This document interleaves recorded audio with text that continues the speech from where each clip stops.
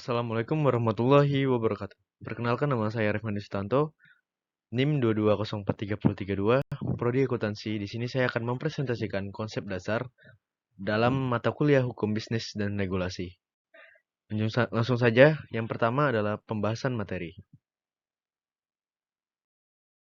Dalam presentasi ini, saya akan membahas beberapa materi. Pertama adalah hukum dan masyarakat, yang kedua sistematika hukum, yang ketiga pengertian hukum bisnis, yang keempat subjek dan objek hukum, yang kelima sumber hukum, dan yang keenam adalah sistem hukum Indonesia. Hukum dan masyarakat. Pada dasarnya, manusia pasti membutuhkan orang lain untuk dapat hidup. Agar tercapai kehidupan yang terorganisir, maka dibutuhkanlah sebuah peraturan ataupun norma.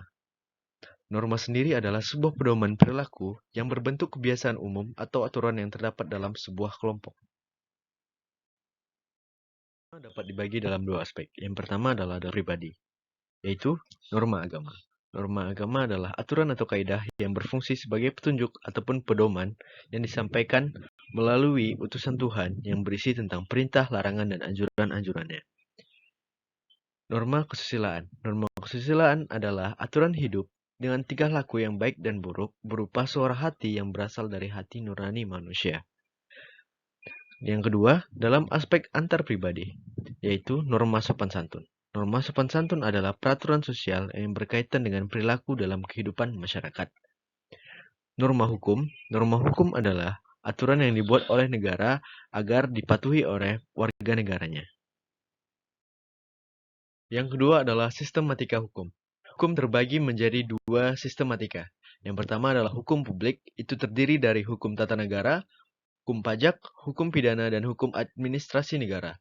Yang kedua adalah hukum privat. Hukum privat sendiri terbagi menjadi dua, yaitu hukum sipil atau perdata dan hukum dagang. Apa yang dimaksud dengan hukum bisnis atau dagang?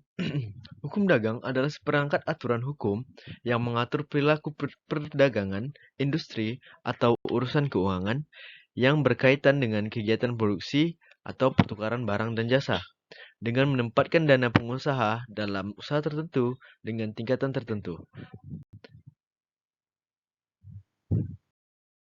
Yang keempat adalah sumber hukum dan objek hukum. Sumber hukum adalah setiap makhluk yang memiliki wewenang untuk memiliki, memperoleh, dan menggunakan hak dan kewajiban dalam lalu lintas hukum. Sementara objek hukum adalah segala sesuatu yang biasa digunakan atau dimanfaatkan subjek hukum, baik manusia maupun badan hukum. Berikut ini adalah sumber-sumber hukum. Yang pertama, undang-undang. Kedua, perjanjian. Yang ketiga, jurisprudensi. Yang keempat, trakat. Yang kelima, kebiasaan. Dan yang keenam adalah doktrin. Sumber hukum yang ada di Indonesia. Yang pertama adalah hukum. Kedua, aparatur hukum. Yang ketiga, pendidikan hukum. Yang keempat, sarana dan prasarana hukum. Yang kelima adalah budaya hukum. Kali ini yang akan saya cantumkan di sini. Cukup sekian presentasi tentang konsep dasar yang saya lakukan. Mohon maaf apabila ada salah kata. Wabillahi taufiq wal hidayah. Wassalamualaikum warahmatullahi wabarakatuh.